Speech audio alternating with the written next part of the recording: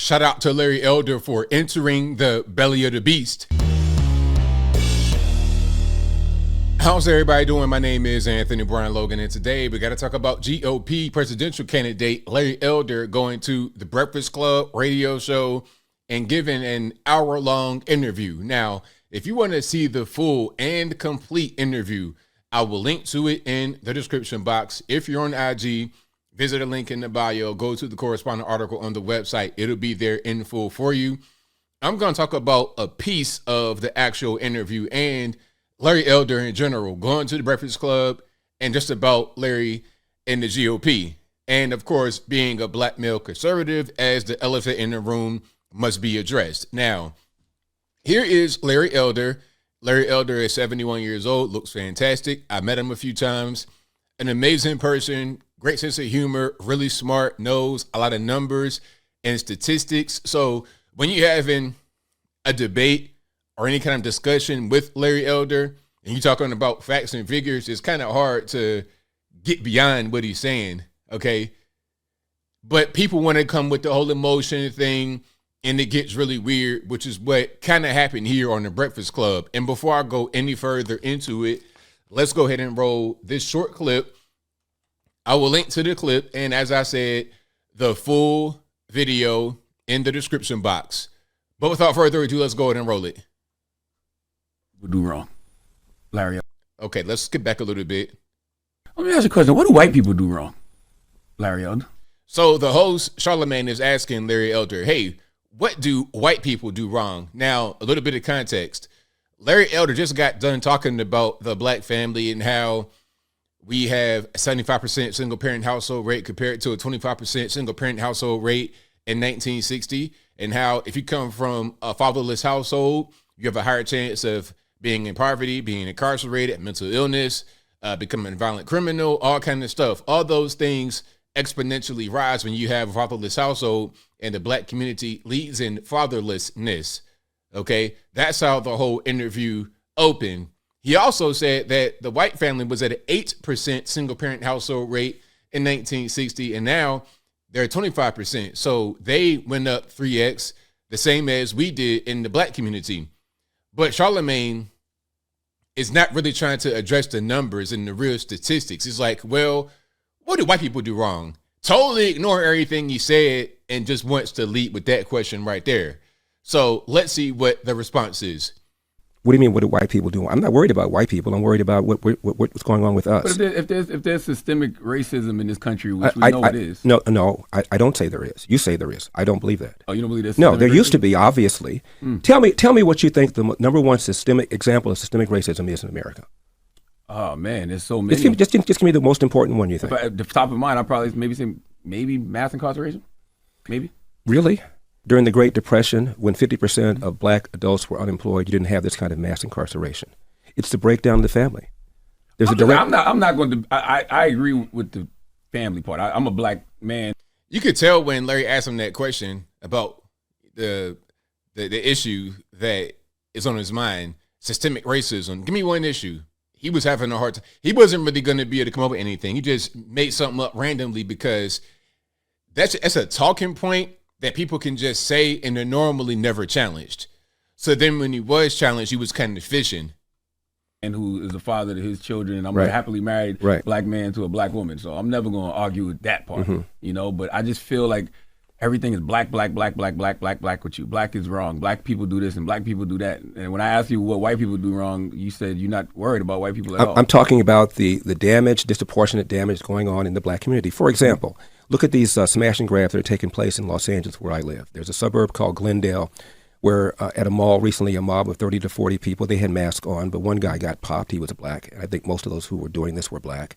If I were involved in something like that, Charlemagne, I would have been more afraid of my father than I would about the cops catching me.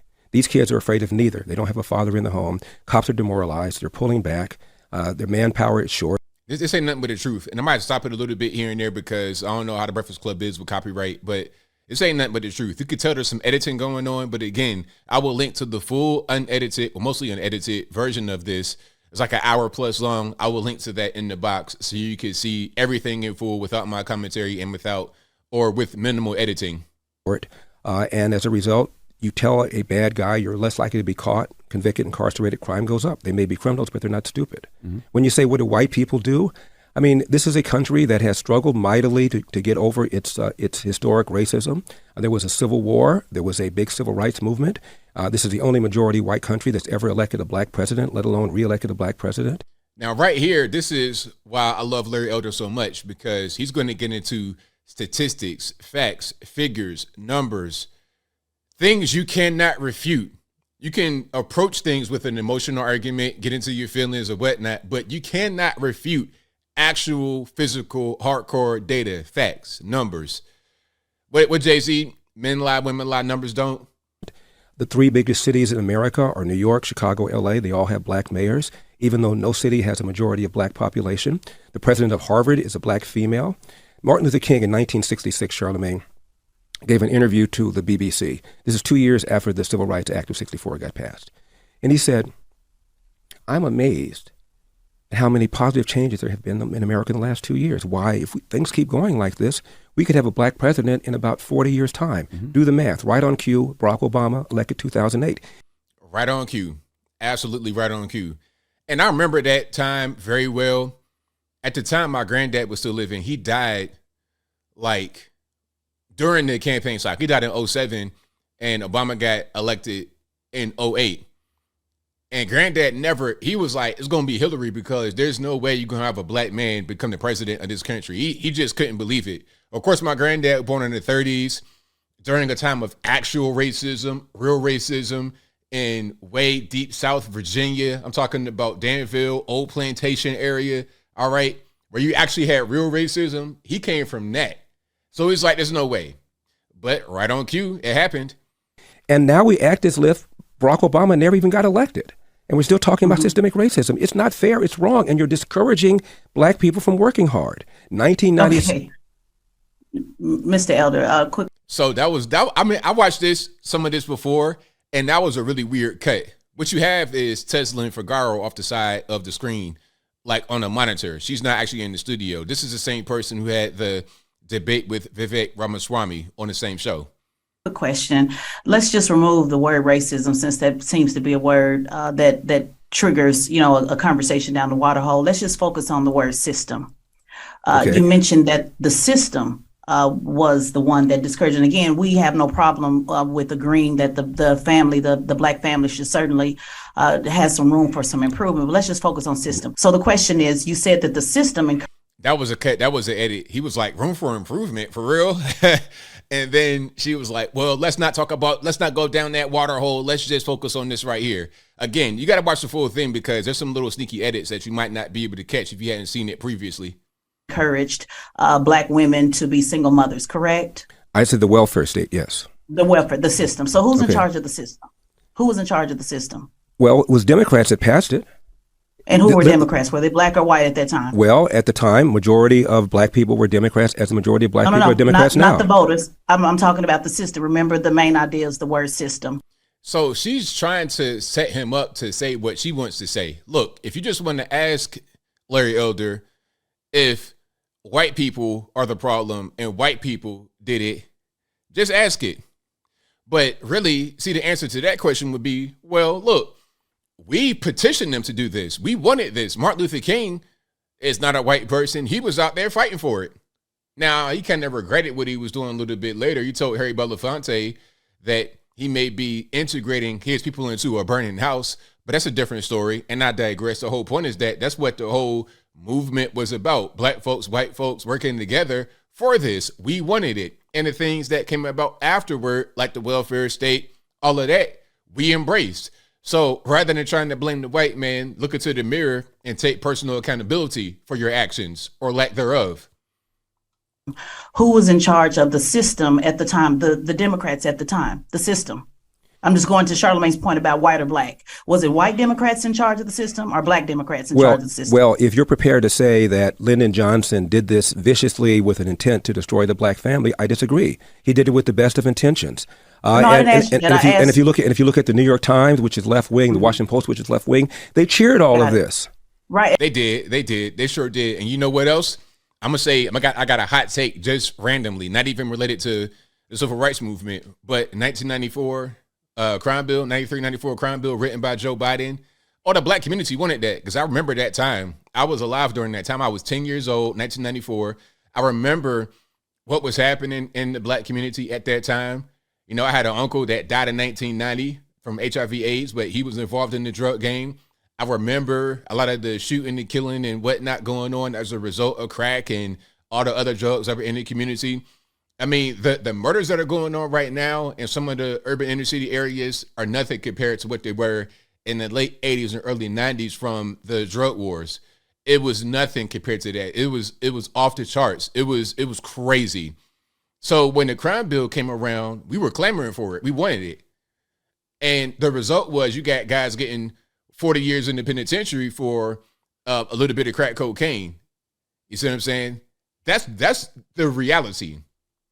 Maybe there were good intentions, but obviously you had some negative results. And what I'm asking was it white people, so I'm going to ask again in case my mic's not coming through clearly. Was it white people in charge of the system or black people in charge of that system that helped break down the black family? It's a simple, yes, just a simple question, white or black? Well, you didn't have to go on welfare unless you voluntarily chose to go on welfare. The inducement was put there by Democrats, by the left. Correct? Okay. White Democrats, well, most black people were Democrats, and they voted for these white people. Not too. voters. I said who's in charge of the system. It don't matter. Like, looks, it don't matter. Like, what she's saying is correct. That is mostly or all, probably mostly. I ain't gonna say all. Mostly white people who were quote unquote in charge of the system. But it was us that said, yes, we want this. We had the decision. It was not like we had no decision making here. This is not slavery where the white man makes a decision and you just got to live with it. That's not what happened. We wanted it. We voted for it. We petitioned. We campaigned. We rioted. We did all that in the 60s for this. So you can't absolve the black community of any kind of responsibility here, Ms. Teslin Figaro. You can't do that. Well, who put them in charge? Was Lyndon Johnson white or black? Who put them in charge? Maybe that'll help you. Fine. Lyndon Johnson was white. Thank you. Okay. But so she thought she did something. Thank you. I was like, what did you do? All you did was just said that black folks voted for a white person and we wanted that white person to do exactly what he did. And the results of what he did not work in our favor. That's what you want to say. So, thank you. Really? Come on. But if your argument is that the reason he did it is because of racism, then I disagree. He did it because of That's not my argument. I just asked you a simple question. Was he white or black? Charlamagne? Like, that was so silly. Like she really did something. Like, thank you. He's white. So what? That's what we wanted, though. We wanted it. It was black folks and white folks on the same page. I'm not going to say all of us as I close. And again, I'll link to the full thing. That was just a snippet of it right there. But we wanted this. That's just what it was. But as I close, I want to say this. Shout out to Larry Elder for going to the Breakfast Club and having an interview and having these discussions, because a lot of people on the right just won't even really do it, because at a certain point it kind of is useless. You know, it's good to a handful of people, a very small portion of people, to do stuff like this. But I'm glad that he did it, because if at least one person or two people can be helped or changed or led in a different direction by hearing what Larry Elder said, by hearing what I said, then that's good. That's great. I don't expect there to be some kind of mass exodus from the Democratic Party as a result of some of these talks. I don't expect the majority of the viewers of the Breakfast Club or the listeners of the Breakfast Club radio show to be changed by what was said there. But I'm glad at least an effort was made. And I think I'll leave that right there for now. And what say you? How do you feel about what was said here on the Breakfast Club? How you feel about what Larry Elder said, Teslin Figaro, the young lady on the screen, and also Charlamagne? Whatever your thoughts are, let me know in the comments below. You guys know where I'm at. All of what Larry Elder said was facts, pure facts, nothing but the facts, backed up by statistics, data, evidence, you name it. A lot of what I heard from Teslin Figaro and Charlamagne, a lot of emotion and trying to get you on the gotcha. Not really the way to go. But again, I'm glad that Larry Elder went to the Breakfast Club, answered the questions, gave his point of view, even though it's going to be an uphill battle at best to get even a small portion of the listeners and viewers of that show to be open-minded and really hear what he says. But whatever your thoughts are, please let me know in the comments below. And that's all I got to say for this video. If you like what you heard, please comment, rate, share, and subscribe. Peace.